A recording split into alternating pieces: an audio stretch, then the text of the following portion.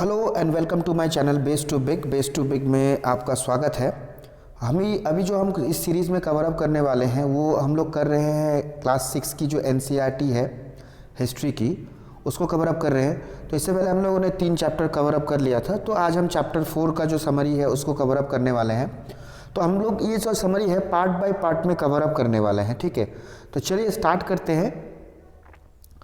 आज हम लोग जो कवर अप करेंगे वो टॉपिक को मैं एक बार दोबारा बता देता हूँ। क्लास 6 जो है उसकी हिस्ट्री एनसीईआरटी जो है आवर पास्ट, उस बुक को कवर अप करने वाले हैं, चैप्टर 4 को, ठीक है। तो हम लोग इस चैप्टर पे जो देखने वाले हैं आज, what books and burials tells us, मतलब यहाँ पे देखो कहना ये चाहता है कि बुक्स, जो पुराने ज़माने की बुक्स थे, जो ग्रंथ थी लिखी गई थी, या फिर जो डेड बॉडीज़ थी, जो ब्यूरियल्स थी, वो हमको कहना क्या है, मतलब उनके बारे में क्या बताना चाहते हैं, उनसे हमको क्या जानने को मिलेगा, ठीक है। ये चैप्टर का थीम है। तो चलते हैं, देखिए आप बिना लेट करते हुए आगे बढ़ते हैं। देखो यहाँ पे ये जो चित्र है इसको आप लोग खुद पढ़ सकते हो, उतना इंपॉर्टेंट नहीं है ये, ठीक है, जस्ट सिंपल है। ये क्यूरोसिटी है इस बच्चे की कि जानना चाहता है कि क्या था बुक में, ठीक है। क्लासरूम में लाइब्रेरी, क्लासरूम से ज़्यादा उसको लाइब्रेरी लगा अपने स्कूल में, तो लाइब्रेरी के में बहुत सारे बुक्स मिले उसको, तो अलग अलग चीज़ों के बारे में जानने को लगा, ठीक है, जानना चाहता था। या फिर तो स्पेशल बुक्स देखे उसने कुछ रिलीजन्स के, जिसको वेदास कहा गया, वेदास के बारे में क्या है, ठीक है, उसने सोचा, ठीक है। तो इस चीज़ को हम लोग देखेंगे। तो चलते हैं, और भी बहुत सी जानने को मिलेगा वेदास के बारे में, तो हम जरूर जानेंगे, और भी ब्यूरियल्स है या फिर और भी कुछ बुक्स है जो कि हम लोग जानेंगे, ठीक है। चलिए, इससे पहले चैप्टर में हम लोगों ने कवर अप किया था जो हड़प्पन सिविलाइजेशन था उसको, ठीक है। तो देखो ये चैप्टर जो है 1 बाय 1 रिलेटेड है, तो थोड़ा सा आप लोग पढ़ते रहो। जो समरी मैं कवर अप करा रहा हूँ वो जरूर सुनना है ध्यान से, और ज़्यादा बड़ा नहीं कर रहा हूँ, बहुत ही शॉर्ट में आपको निपटाने की कोशिश कर रहा हूँ, और शॉर्ट में ही आपका पूरा बेस क्लियर कराने की कोशिश कर रहा हूँ, ताकि आपके पास जब आप पढ़ेंगे एनसीईआरटी को क्रिस्टल क्लियर हो जाए पूरी तरह से। या फिर अगर आप ऐसे भी देखते रहें मेरी वीडियो को, तो भी आपका पूरा जो भी चैप्टर का इमेज है वो क्लियर आउट हो जाएगा। चलिए देखते हैं। जैसे कि मैंने बताया कि मैरी जो लड़का था वो वेदास के बारे में जानना चाहता था, तो देखो उसको भी क्यूरियोसिटी है, हमको भी क्यूरियोसिटी है। हम भी देखो चलो जानते हैं वेदास था, होता क्या है एक्चुअली, या फिर क्या था, या फिर क्या है। देखो बेसिकली हमारे पास में है ना, हमारे जो हिंदू धर्म में है ना, जो हिंदू रिलीजन है, हमारा हिंदुइज्म है, ठीक है। तो सारे रिलीजन ही अपने ही हैं, कोई भी रिलीजन बाहर का नहीं है। Every religion is our religion, हम भारतीय हैं, ठीक है। We are one, we are Indian, ठीक है।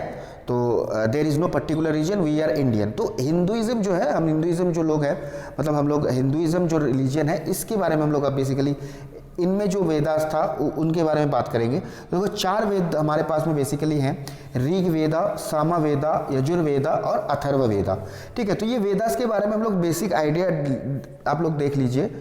यहाँ पे मैं आप देख सकते हैं, ये जो है ये 4 वेदा, ये आपके दिमाग में ज़रूर रहना चाहिए, ठीक है। जस्ट ए मिनट, थोड़ा सा, यस, ये आपके पास में ये 4 वेदा यहाँ से आप देख सकते हैं, ऋग्वेद, सामवेद, यजुर्वेद, अथर्ववेद। अब ये 4 वेद आप अपने दिमाग में रख लीजिए, ठीक है। बाकी इनके बारे में डिटेल्स में हम अगले चैप्टर्स में पढ़ते जाएंगे, ठीक है। अभी आपको इस 6 के लिए जो जरूरत है वही मैं आपको बता रहा हूँ, ठीक है। चलिए, तो देखिए ये सबसे ओल्डेस्ट वेदा है इसमें से ऋग्वेद, जो कि कंपोज किया गया था 3500 साल पहले की बात है।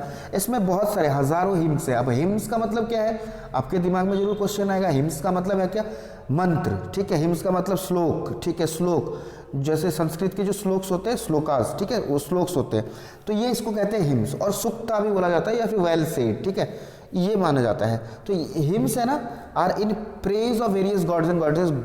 गॉड मतलब ये जो हिम्स है बेसिकली गॉड्स एंड गॉडेसेस को ऊंचा, मतलब ऊंचा दर्जा देने के लिए, उनको रेस्पेक्ट दिखाने के लिए ये हिम्स लिखे गए थे, उनके बारे में लिखे गए थे। तो स्पेशली 4 गॉड्स इंपॉर्टेंट थे पुराने ज़माने में। एक तो अग्नि थे, गॉड ऑफ फायर, ठीक है, इंद्रा थे, वॉरियर गॉड, सोम थे, जिसके plant from which special drink was prepared. तो सोम एक पेड़ है, ठीक है, उसको भी पूजा जाता था, जिससे स्पेशल ड्रिंक बनाया जाता है, ठीक है। तो जिसके कारण से मतलब अल्कोहलिक ड्रिंक समझ मान के चलिए, ठीक है। तो ये 3 चीज़ आप लोग जरूर याद रखना, ठीक है। कौन कौन से God, Indira God of warrior God, अग्नि जो थे फायर गॉड, और सोम जो थे एक प्लांट था जिससे कि स्पेशल ड्रिंक बनाया जाता था। तो ये जो हिम्स थे किसने कंपोज किया, सबसे पहले कारण ये है, हिम्स को कंपोज कौन करेगा भाई, इसको कंपोज करने वाला ऋषिज है। priests who taught students to recite and memorize each syllable, words and sentence bit by bit with great care.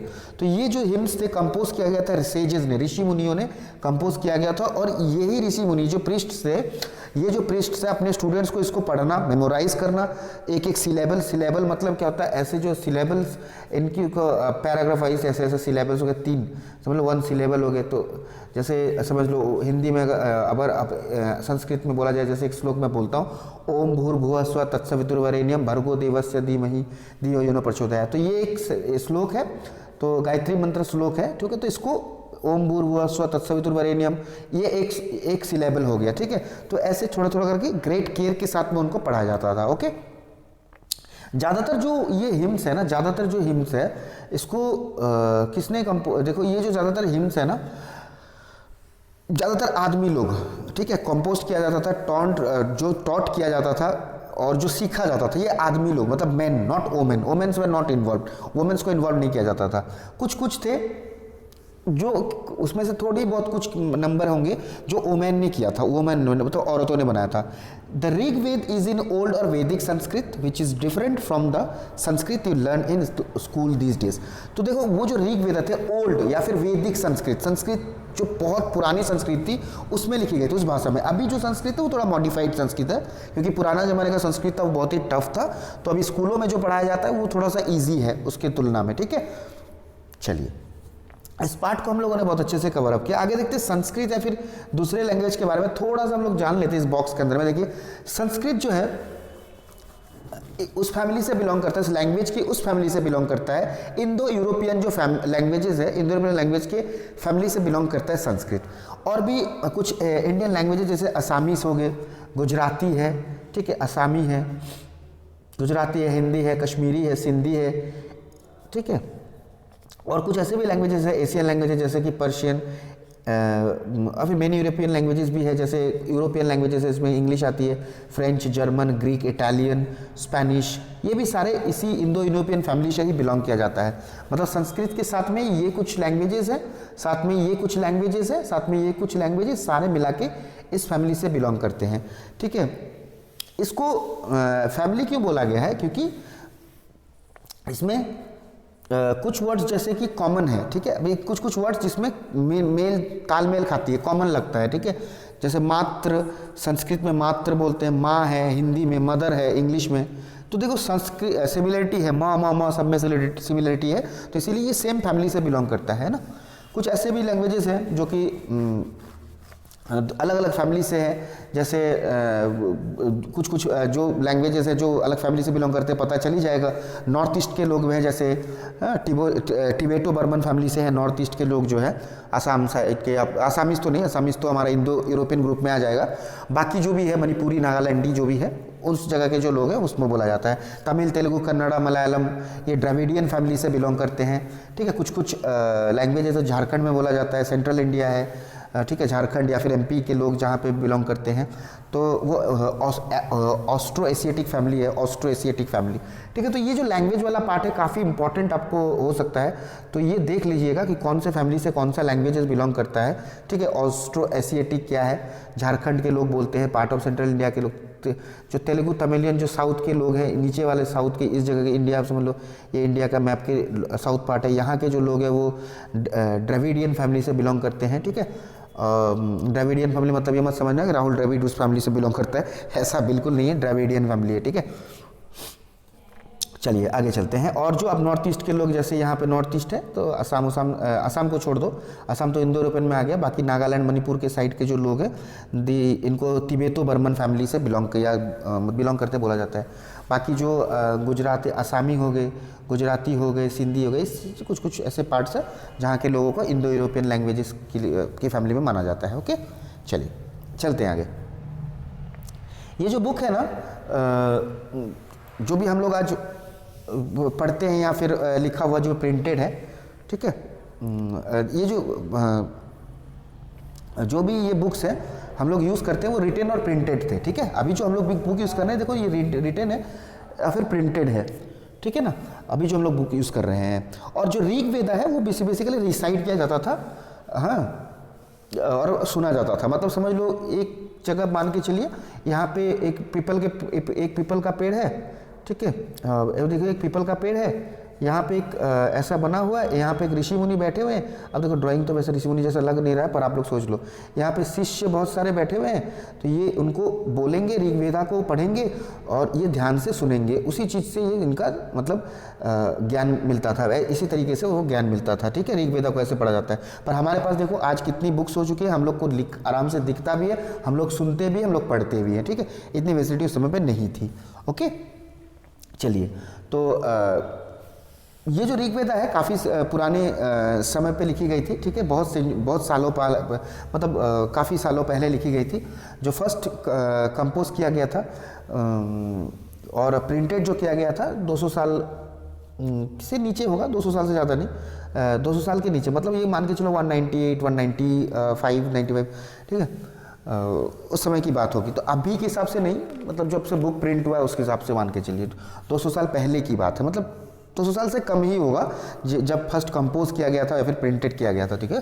Compose मतलब उसको अच्छे से सजा के और प्रिंट किया गया था, तो वो 200 साल के करीबन नीचे ही होगी, ज़्यादा नहीं, ठीक है। तो चलिए, अभी हम लोगों ने ऋग्वेदा के बारे में देखा। हाँ, अब देखेंगे हम लोग क्या लैंग्वेजेस के बारे में देखा, ऋग्वेद के बारे में इतना हम लोगों ने पार्ट याद किया, इसमें इंपॉर्टेंट पॉइंट मैंने आपको बता दिया है, ठीक है। बाकी जो अभी हम लोग देखेंगे नेक्स्ट जो पार्ट में हम लोग पढ़ेंगे, पार्ट 2, पार्ट 1 अभी हम लोग यहाँ पे कवर अप खत्म कर रहे हैं, ठीक है। पार्ट 2 जो हम लोग करेंगे उसमें हम पढ़ेंगे कि हाउ, इस पार्ट से टॉपिक स्टार्ट करेंगे, how historian study the Rigveda, historians Rigveda को कैसे पढ़ते थे, ठीक है, किस तरह से मतलब इसको पढ़ा जाता था और क्या इसका तरीका था, मतलब पता चलेगा कि कैसे हिस्टोरियंस लोग इसको मतलब आर्कियोलॉजिस्ट क्या डिस्कवर किया कि हिस्टोरी जो पुराने लोग हैं ऋग्वेदा को कैसे पढ़ते थे, ठीक है। तो ये टॉपिक हम लोग सेकेंड पार्ट से स्टार्ट करेंगे। आज के लिए इतना ही, धन्यवाद, आपका दिन अच्छा रहे। और एक आपसे बार बार मैं हर वीडियो में रिक्वेस्ट करता हूँ, आप लोग वीडियो देखते हैं पर इसमें काफ़ी मेहनत लगती है, तो ये ऊपर से मैं आप लोगों के लिए जो भी स्टूडेंट्स हैं उनके लिए अपना मतलब मैं चाहता हूँ कि वो पढ़े अच्छे से, ठीक है।